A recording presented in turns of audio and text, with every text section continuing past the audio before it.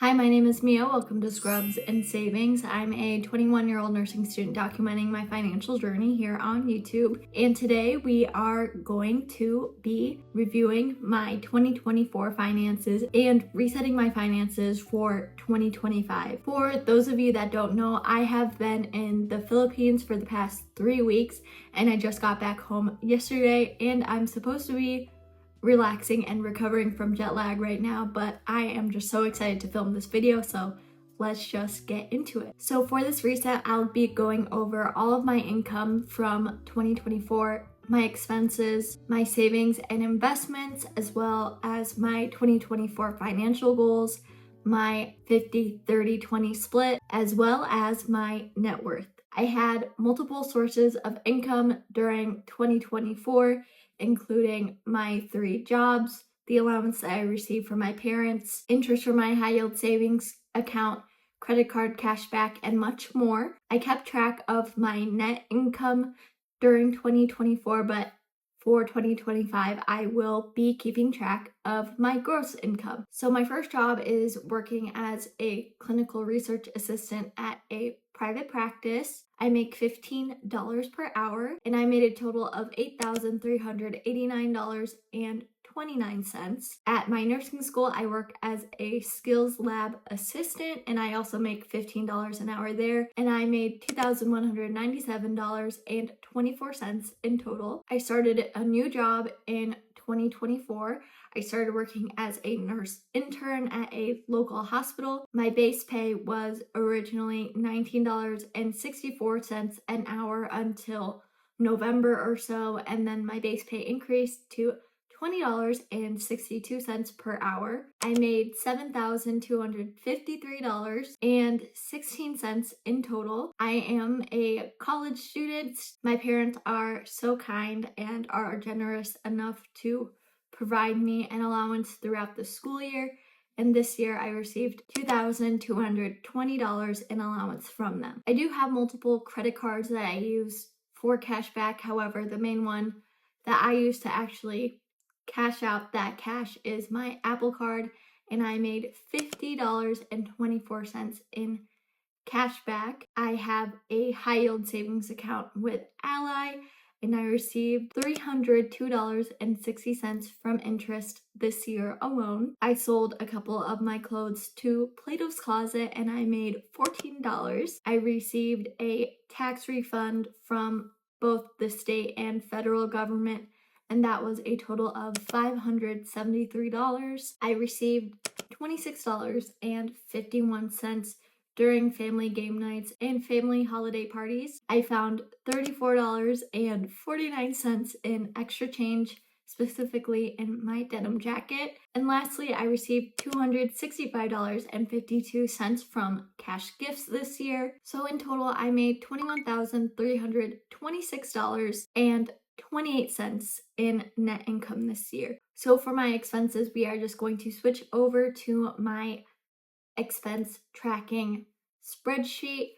I was using spreadsheets before I started using the budgeting tool that I use now, which is You Need a Budget. So in the future, I won't be using Google Sheets to track my spending. So my first spending category was eating out, and I spent a total of $256.80 in eating out this year. I did take little notes of what I spent in previous years. So in 2022, I spent $789.40 in eating out, and I spent $560.93 in 2023. So as you can see, I cut my eating out spend by 50% this year. I feel a little bittersweet that I spent significantly less on eating out this year. Obviously, it's always nice to decrease your spending so you can increase what you're saving.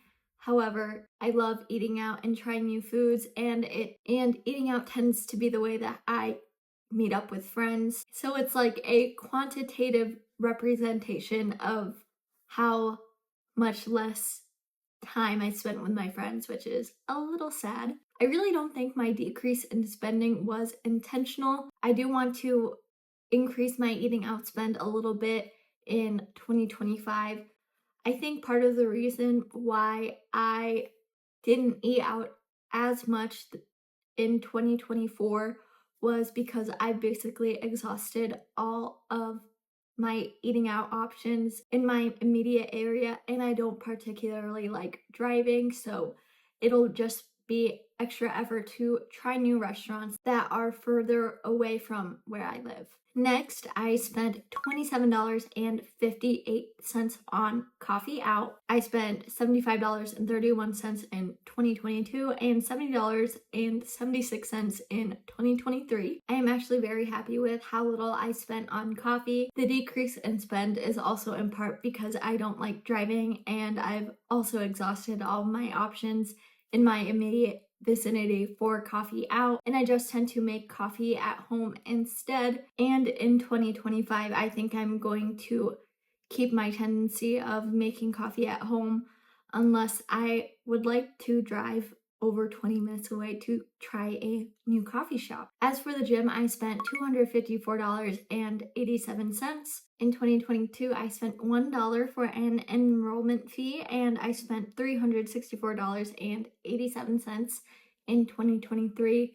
I am very happy with my gym spending. That includes my maintenance fee that I pay once a year, which is $49.99, and my gym membership fee that I pay monthly, which is $14.99, and I'm always happy to spend money on my health and wellness. I am locked in a 2-year contract with my gym to keep my pricing at $14.99 a month, so that will stay the same in 2025. I do go to yoga multiple times a week through my school's gym, and I will be graduating in May, so I will likely have to join a yoga studio to keep up my yoga habits. So even though it's separate from my gym spending, it is still a fitness studio membership, and that will probably be an extra $80 to $120 a month in my fitness spending. For activities, I spent $141.17. In 2022, I spent $107.50.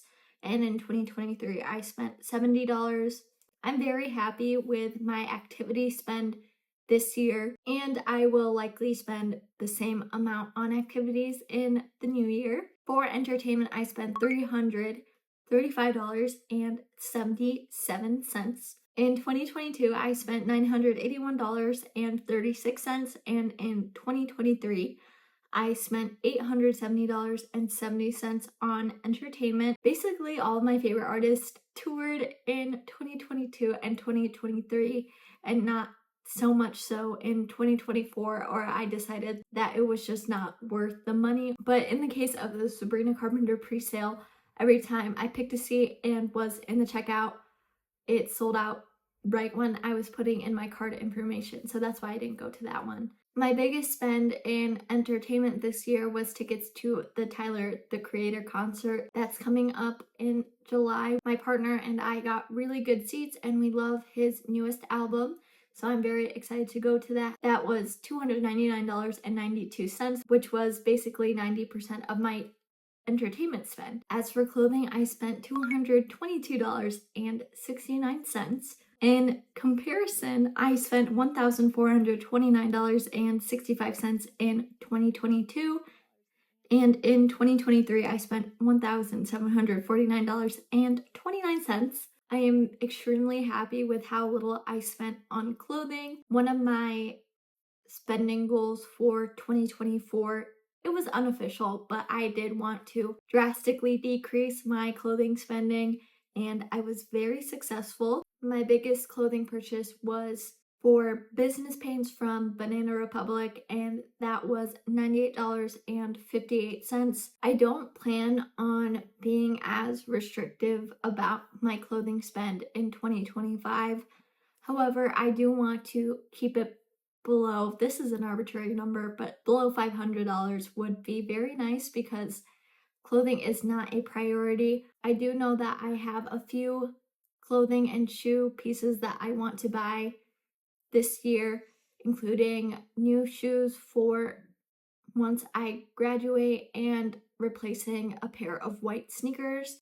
As for beauty, I spent $403.26. In 2022, I spent $245, and in 2023, I spent $708.18. I'm very happy with how much I spent on beauty this year, especially because I am working on getting my naturally wavy hair back, and curly girl products tend to be more expensive than your regular old drugstore hair products that I normally purchase. So I want to continue that journey in the new year, and I would like to try more budget friendly curly girl products, but it will come in due time. I plan on spending about the same amount on beauty in 2025, and I already have a calendar ready to go, so I'm always prepared when I will likely need to replace my products. I spent $1,123.39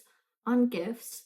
I am always happy to spend a significant amount of money on gifts for my loved ones, and I will probably increase this spending in the new year. A new expense that I took on in 2024 was a car loan. My parents and I took out a 5-year $22,000 car loan at a 6.69 or 6.29% interest rate, and the minimum payment is $433. I'm very lucky that my parents are super generous and have decided to take on the minimum payment of the loan until I move out. Personally, though, I would like to be completely debt-free once I move out of my parents' house. So previously, I was thinking that I wanted to buy my car in cash. So I had about $15,000 saved up, and then a few things changed. I moved some of that money to my Roth IRA, and then I moved some of that money to my brokerage, and then kept some of it in savings. But in August, I decided to make a huge payment to the loan, which was $6,829.83. And I decided to start contributing an extra $140 per month to the car loan, so I will be debt free by the time I move out, which my projected plan is around fall of 2026. So in total, I have put $7,389.83 to the car loan in 2024, and I will be continuing the extra $140 payment to my car loan throughout 2025. As for travel, I have spent a total of $2,687.48. In 2022, I spent $188.24, and in 2023, I spent $1,250.19 on travel. I am very happy with how much I spent on travel. All things considered, I went to North Carolina for a week, Chicago for a week, and on that big 10-day road trip across the US with that $2,600, which I find to be a reasonable amount to spend considering that was a lot of independent travel that my partner and I went on.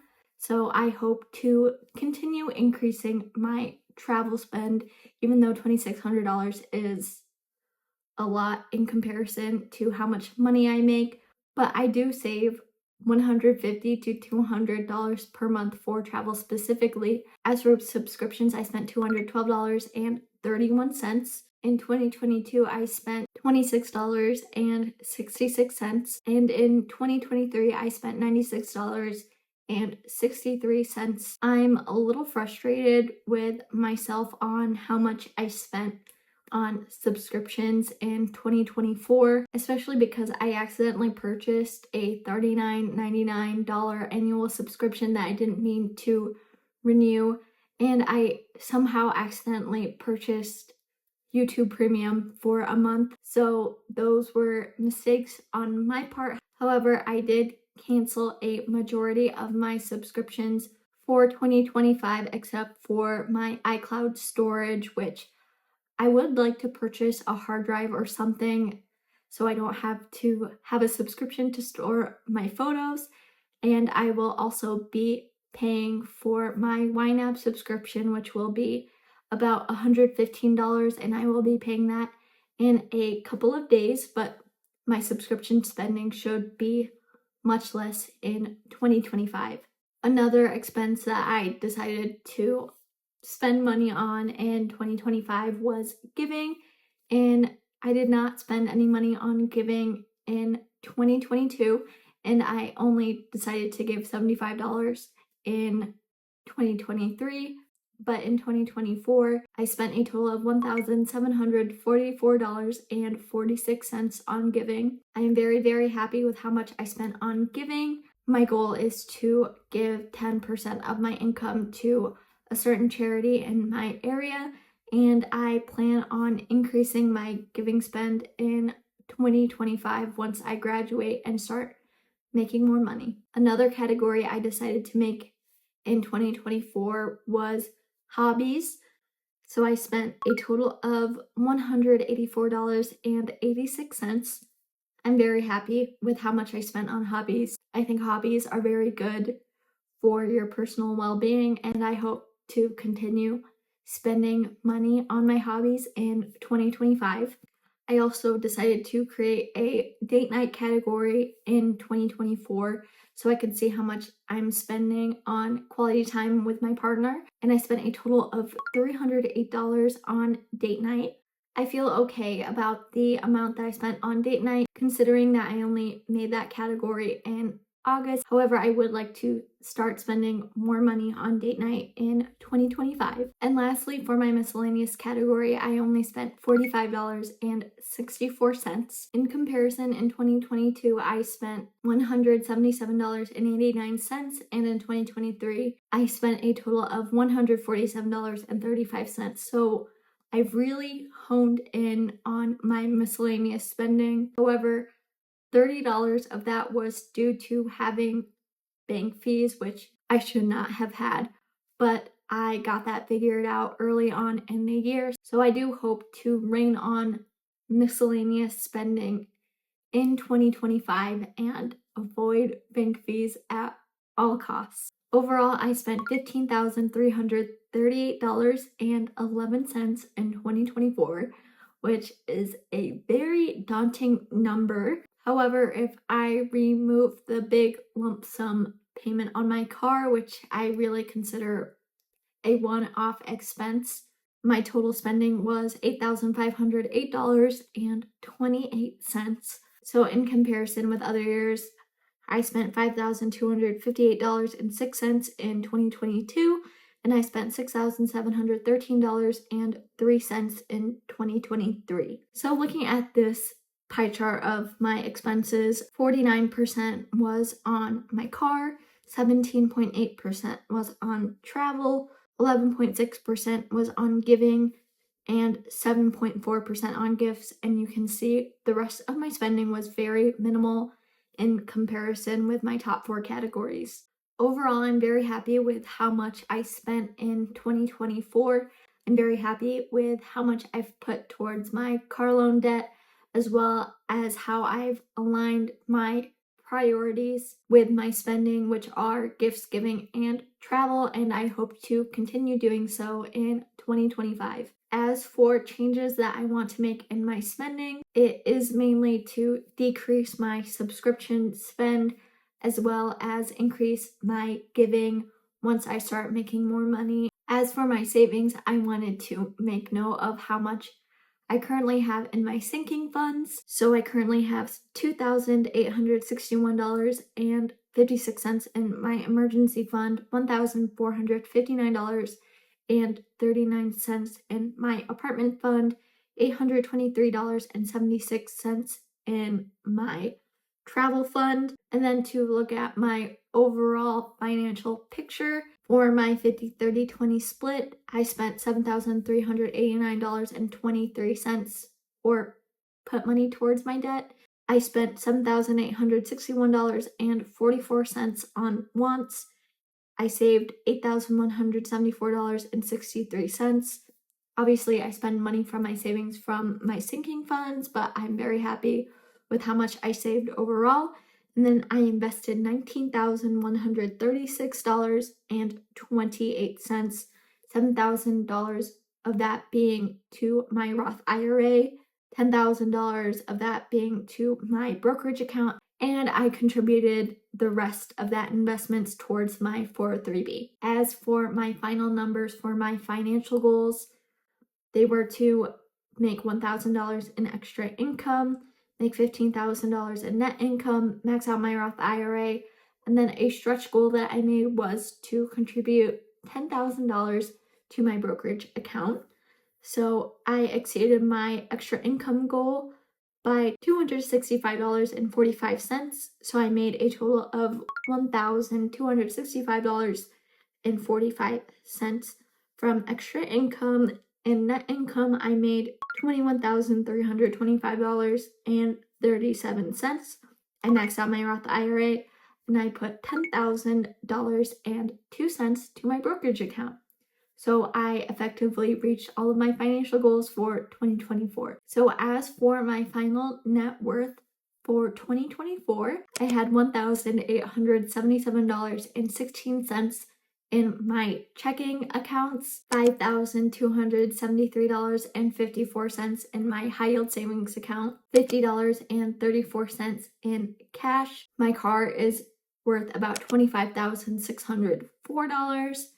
I have land in the Philippines, and that is worth about $2,623.64. For my investments in my 403b, I currently have $2,378.43. In my Roth IRA, I have $20,502.07. In my brokerage account for retirement, I have $15,024.49. And lastly, I do have a down payment fund in a taxable brokerage account, and that has $70.17. So at the end of 2024, my total assets were $73,448.26. And then as for my liabilities, my Apple Card was at $23.11. There was nothing on my Chase Freedom student card. I had $18.39 on my Savor One card, and then I had $283.87 in my Chase Freedom Unlimited card, and then for my RAV4 there was $11,696.50 left on the loan.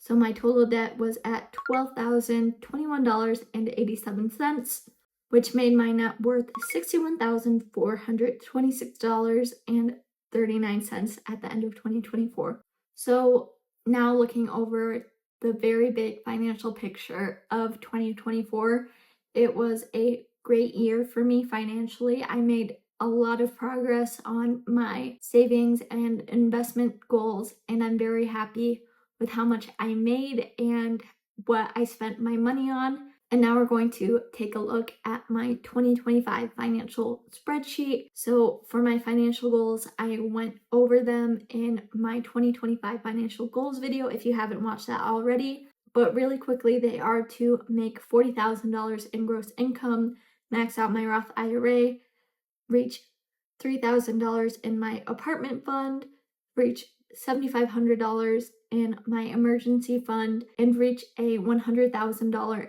net worth by the end of the year. I go over my plan to achieve all of these very lofty goals in that video, so I won't be going over them right now. I also have a new 50-30-20 spreadsheet, which has my debts, needs, wants, savings, and investments. And then I have these little charts all set up for each month. And then I will have the overall amount for 2025 on the right side of the spreadsheet. I did add needs to my 50-30-20 split because I will be taking over a few more expenses once I graduate school, but I will now take on the cost of gas, car maintenance, and car insurance since it's quite expensive where I live, and I just want to take over that burden from my parents. My parents and I will continue to discuss what expenses I will be taking over once I graduate. Lastly, we'll take a quick look at my new 2025 budget. I did also make a whole video looking at how much I spent during 2024 and adjusting my budget targets accordingly. I use the budgeting software You Need a Budget, or YNAB for short, to take care of my budgeting needs. So for January 2025, I have already funded most of my categories except for my nursing license category, which I need to add an extra $2.02 to, and then my Roth IRA category, which I need to add $105 to. And then each month I will have a couple of financial goals that I kind of have to focus on. So for January, at least, I am doing a low spend month, which to me means spending less than $60 on my discretionary spending category for myself. I want to start planning my Tennessee road trip and create a budget for that so I know how much I need to save before May. And then I also want to make sure that I print all of my donation receipts to get ready for tax season, which will come up before we know it. That's it for my 2025 financial reset. Thank you for watching this video all the way through. If you enjoyed this video and enjoy personal finance and a bit of productivity content, I would love if you liked and subscribed. I hope you guys had a wonderful holiday season. I would love to hear about whatever changes that you are making to your 2025 finances and whatever big takeaways you got from reviewing your 2024 finances. I hope to see you in the next one. Bye, guys.